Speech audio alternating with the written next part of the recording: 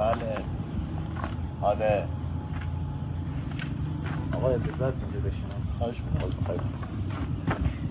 علی تو به من گفتی بیا خواهرمو بگیر، مهربونه، خونه‌داره، این وحشیه، روزی 3 بعد علی منو میزنه، تمام بدنم سیاه و کبود شده علی، به دادم برس. چی؟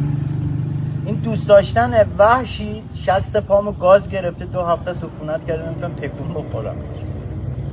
2-3 روز رفتی کلاس زبان، میگه آیم گو تو برج پیزا توی تورنتو. میگم بابا برج پیزا تو تورنتو نیست، تو ایتالیاست، با 120 کیلو وزن نشسته رو سینم، مشت و لگد تو صورتم، تو خونه شلوار کردی میپوشه، تیپ مردونه میزنه، من به قرآن خیال میکنم میخواد بهم تجاوز کنه، بعد با هم قهر میکنه، انتر خانم دامن کوتاه میپوشه. چند روز پیش گیر داده میگه لوازم آرایشمو تو خوردی، منو برداشت گذاشت رو تخت خواب، منم قدم کوتاه علی نمیتونم بیام پایین، اما بالا افتادم، ممرم له شد. زنگ زدیم اورژانس اومد، یه ذره آتل بس، فرداش بهش میگم برو داروخونه، من دارم از درد میمیرم، یه دارو مسکن چیزی نرفت، لج کرد.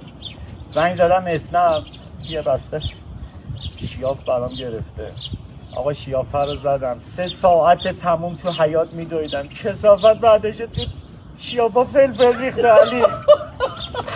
علی تو رو خدا به دادم برس. وای علی، وای علی، کثافت بیشو.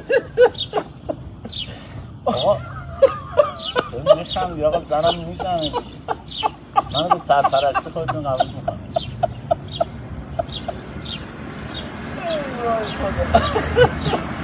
ببخشید. نه